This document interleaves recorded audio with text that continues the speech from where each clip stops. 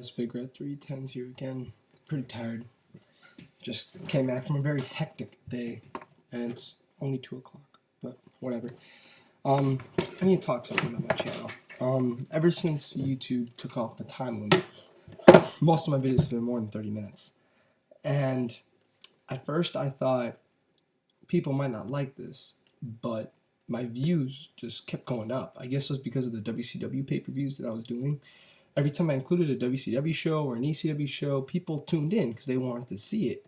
And I thought, and like I said, I don't care about views, but I do care about if my subscribers aren't happy with my videos. There's a difference. See, if a video gets 10 views because it's something that none of my subscribers cared about, fine.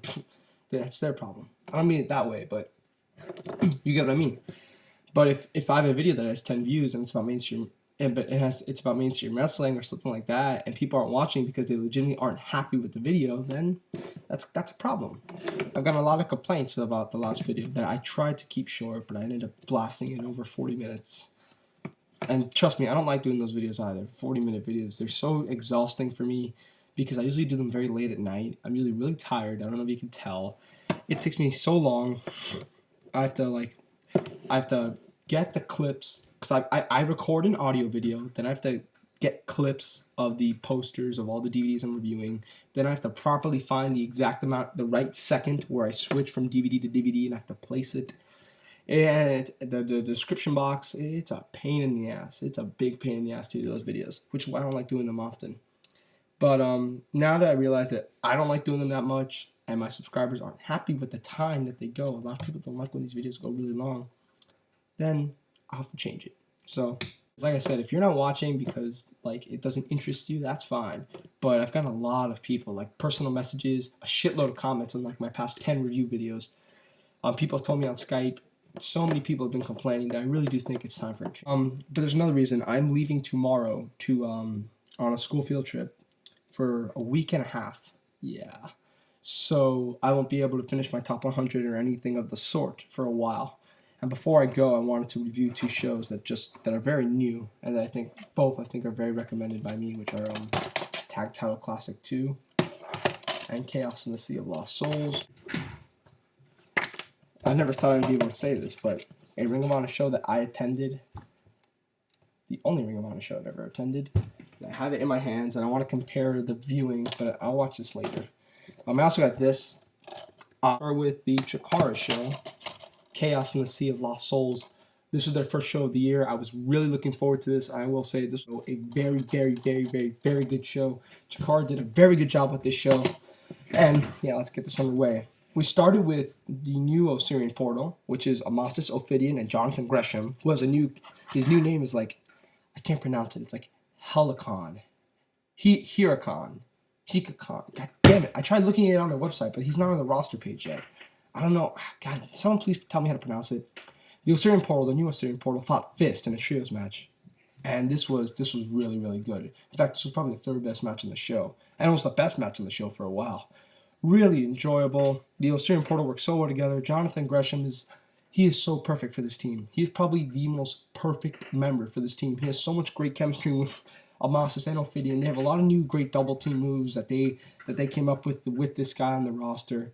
He is really that good, and props to him. He's wearing a mask now, like the other 2 are.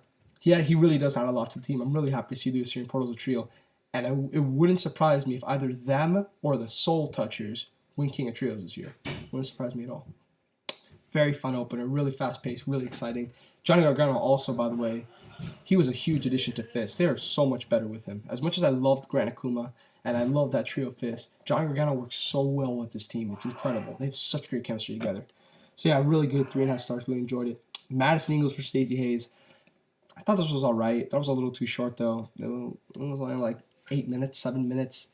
And of those 7 minutes, Daizee Haze spent 1.5 minutes selling an injury. Madison Eagles was impressive, but the match was too short for me to really consider much of anything, to be honest. I thought it was enjoyable, but I don't know. I guess it wasn't the match for me. 2 1/4. The Throwbacks versus the Roughnecks, this was their quote-unquote blow-off, but it definitely was not. The feud's definitely going to continue, but this was a good match. easily their best one. Now, I never, ever, ever feel that Chikara matches drag. However, reality is relative. I did think that that match went on way too long. And then I thought the aftermath went on even longer. That was really a big drag on the show for me. And but they've been promoting this match heavily with video packages all over the internet. And if you actually in the bonus features for this DVD, you can see the previously on Chikara videos, which is like 4 videos where they recap all of 2010. And then right after that, you could see the entire Throwbacks Roughnecks video packages. There's like 5 of them. And they really did a good job at building this match. That's why I was excited to see it. This match was a lot shorter. It was only like 9 minutes long. It was so much better. Oh my God, was it so much better. And it was enjoyable. I originally gave it 2 3/4, but I bumped it up to 3 because it furthered along the feud. With Chikara, I always usually feel they do a really good job at furdering along storylines, which is why they get higher marks in the matches. And they did a great job here furthering the storyline. This was a fun match. I really enjoyed this. I gave it 3 stars. Feud's going to continue, which I like, because now they had a good match. Now I'm excited to see Sugar Dunkerton Brody Lee. Now we got the Soul Touchers versus the BDK. This is probably the worst match these teams have had. I thought it was all right, but I mean, I thought it was good. I thought it was a very good match, but you know, I feel these teams have had better matches in the past. And this was enjoyable. Don't get me wrong. Some people are not gonna like the finish. It's a screwy finish, but I feel it's kind of necessary to the feud, and it makes sense because, well, I don't want to ruin anything, but I feel it was important to the feud, and I feel it was a good finish. I understand most people don't like these finishes, but I felt it worked, especially if you understand what that rule means. That's all I'm gonna say. I don't want to ruin anything. Next, we get Incoherence for Oberian and Cabana. This match was really short. It was only like 5 minutes, 6 minutes. It was enjoyable, really fun. They worked over Frightmare, or I believe they worked over Frightmare. Hallowicked made a comeback. Frightmare did his fun spots. It was a really fun match. It was just, like I said, it was only like 6 minutes, so nothing much to talk about, but it was still fun. And then right after this match, Sinn Bodhi came out, and Ultramantis Black started brawling with him. This wasn't a match. This was only like 3 minutes long, 2 minutes long. It was really more to further along this feud with Ultramantis Black and Incoherence versus the Batiri, which is Sinn Bodhi, Bodica. I forget the guy's name. I have to look it up now. The other guy, the guy that everyone thinks is Hydro, and he probably is Hydro. It makes the most sense. And Oberian and Kadama. It furthered along this feud very well. I really love the storyline progression, which is why my rating is NA, good storyline progression. Like I said, can't really give it a rating because nothing really much happened. But it was definitely everything that it should have been, because this is the first match. I mean, these guys just started feuding. You can't have Ultramantis Black just pin Sinn Bodhi in their first match. No. But this worked very, very, very, very, very well. Thoroughly enjoyed it. Next, we had Eddie Kingston versus El Generico. Match of the night for me. This was really great. This, to me, was a Noah match in a Chikara ring. These guys were stiff as all hell, just beating the shit out of each other. Some fighting spirit. Like, Eddie Kingston was, like, slapping the shit out of Generico. A lot of people landing on their heads. It really was like a Noah match in a Chikara ring. I thoroughly, thoroughly enjoyed it. Can't quite give it 4 stars. I don't really know why. I thought it was that good. It's probably the closest to 4 stars there's been. It was so maybe because it was only like 16, 15 minutes. I thought it could have gone a little. I kind of felt like it should have gone longer, but it was still, like I said, it really did feel like a Noah match with Chikara ring. I thoroughly enjoyed it. 3 3/4. Props to both men. Really, really brutal match. I really enjoyed it. Next we got the BDK of Aries, Dance, Delirious, and Claudio versus Quack, Jig, and Colony. Your basic 8-man match. I really enjoyed this. I had a lot of fun with it. I gave it 3 3/4. I still thought the Eddie Kingston Generico match was a bit better. Maybe because this kind of felt a little unimportant. It's not like the Colony BDK match in March, where that really does feel like a blow-off, because the BDK took the Campeonatos de Parejas from them. They were the last 2 teams in the King of Trios. But this just kind of felt like your standard house show main event. Heels versus faces. Kind of like probably like around the summer of last year in WWE, where you would always have a 4-on-4 Nexus versus WWE match right when the feud was hitting its tipping point. So yeah, maybe that's why, but I still really enjoyed it. It was still really, really entertaining match. So glad to see the Colony back at Chikara. I really missed them since they both got hurt. Green Ant got hurt and Fire Ant got hurt. And Soldier Ant was wrestling, but he wasn't doing anything really special. So yeah, props to both men. I'm really happy to see them. Really, really enjoyable match. Overall, I'd give the show a 7.75, maybe an 8. I want to give it an 8. I just don't know if I can. It has 2 really good matches, a really fun opener, a good and other good really matches. And they furthered along a shitload of storylines on here. Wasn't really a lot of filler. Maybe the women's match, but I thought that was alright. So really, I want to give this an 8. I just don't know if I can. I so badly want to. We'll see. Check in the description box. By now, it's probably an 8 or 7.75. I don't know. But I really enjoyed this match. This show, definitely give it a 7.75 or an 8. Good stuff, Chikara.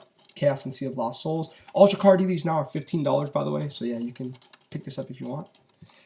And this video is already going to be over 15 minutes. I promise not much longer. I'm going to try to do this video review in under 5 minutes. I just saw the show like a few minutes ago. Tag Title Classic 2. Great show. Oh my god, for a freaking pre-internet pay-per-view show, this was amazing. For a regular Ring of Honor show, this was great. Because wow. Like usually the pre-internet pay-per-view shows usually suck. I don't know, maybe not suck. There were 2 that sucked. Buffalo Stampede 2 and Eye of the Storm 2. And then you have shows like Fade to Black, which were alright. So really, the pre-iPay-per-view shows usually aren't very good, and Ring of Honor usually has to add a bonus disc or include it with the pay-per-view itself. And when they didn't do that for this, I was like, this might actually be a really good show. And I thought for sure it was a great show. I mean, a lot of good stuff. We'll get to that. You get Kenny King versus Adam Cole. Fun opener. Good. Really enjoyed it. Really like Adam Cole. Really like Kenny King. It was everything I thought it would be. It was fun. 8-minute, 3-star opener. It's exactly what it should have been.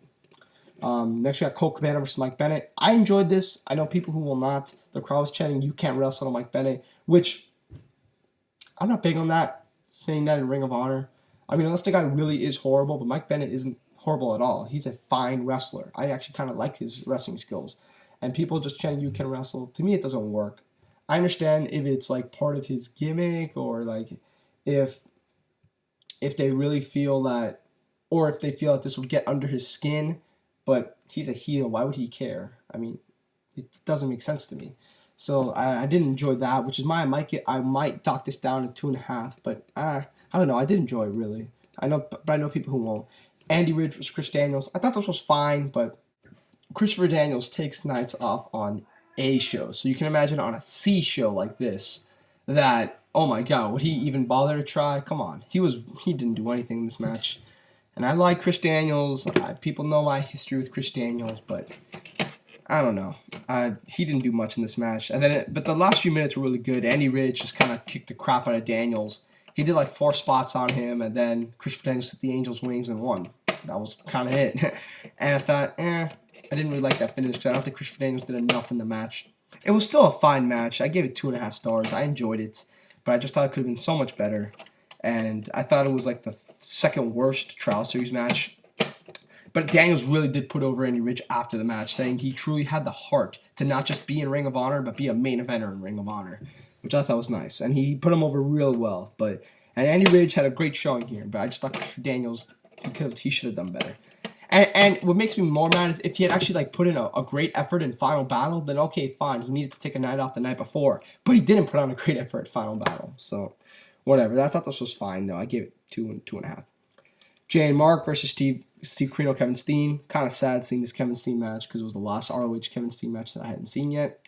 And it was really good. I really enjoyed it. Much better than their Pick Your Poison match. So much better. That Pick Your Poison match I thought was really slow. I didn't like it. It was like the semi-main event and it kind of sucked. This match was so much better. It was right before intermission. They had a great, I won't say great, they had a really fun match. Really enjoyable. Steve Corino and Kevin Steen, a really underrated tag team. Really enjoyable match. 3 1/4. Next we got El Generico, Rhett, Titus, Grizzly, Redwood, Ricky Reyes. Good match. I kind of like that they brought back the 4-corner survival match. I know some people have been complaining that this is a sign that Delirious is going back to Gabe Sapolsky's ways. But people have to realize that Adam Pearce had 4-corner survivals for almost the first year of his booking. I mean, he had it at Glory Banner 8 for crying out loud. So don't think this is like a sign of things to come. And I've always liked the 4-corner survival, and I'm glad they brought it here.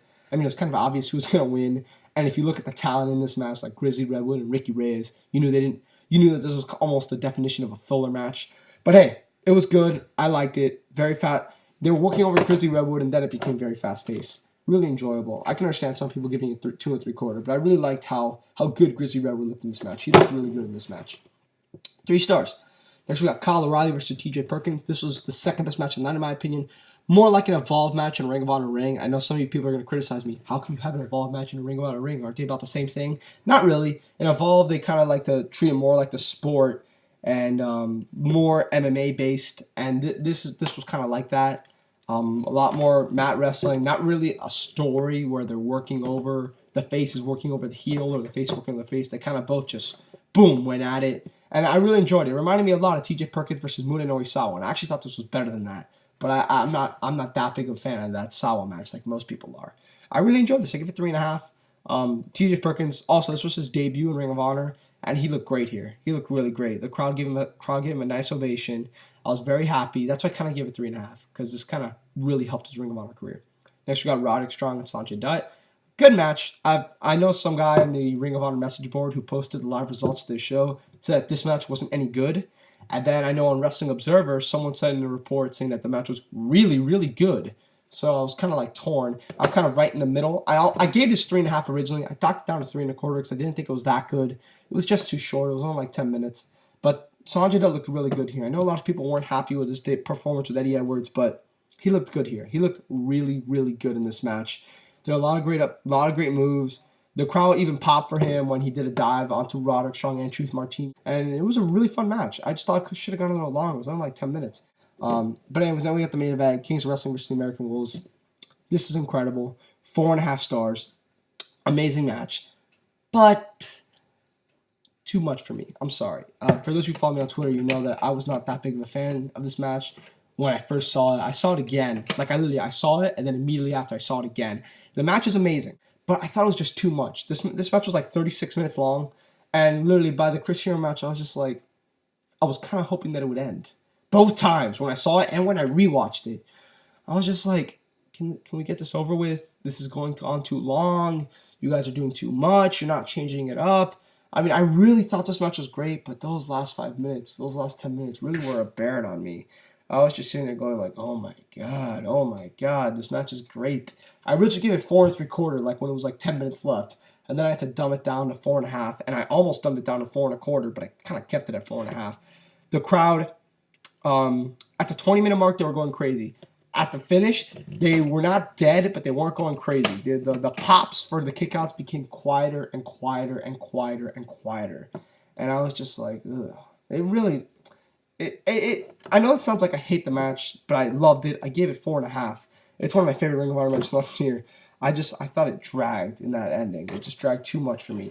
It's a 35-minute match. It's not like the original Tag Title Classic where the match was built upon, then explode. Like, I seriously think if they cut out the last 7 minutes of this match would have been 4 3/4 stars, very possibly 5. I gave it 4.5 though. I did think it was one of the best matches of the year. To me, I expected so much more. And I gave it 4.5, so that should tell you how high my expectations were. But it was great. It was amazing. 4.5 stars is still 4.5 stars. No matter how much you gripe, it is still an incredible match. And I know some people that are going to say this was amazing. The way that Eddie and Daizee worked together was just insane. I really enjoyed this. 4.5. I'd give the whole show an 8. The main event is must-see.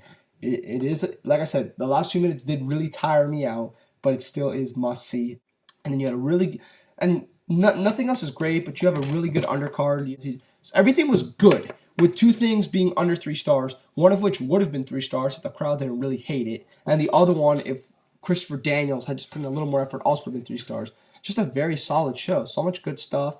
And normally I'd probably give it a 7, 7.5, 7.5, but since it was the day before the pay-per-view, I was really happy at the effort Ring of Honor put into the show that I'm like, hey, whatever, just give it an 8. I thought it was a great show. And the main event really is must-see. It really is. As much as it did drag in the end, it still is incredible. So yeah, 4.5 stars. I'd give this an 8. I'd give this 7, 7.5, maybe an 8. Well, I'm out for the next week and a half. Hope you enjoyed this video. Sorry I went too long. I'm out. See ya.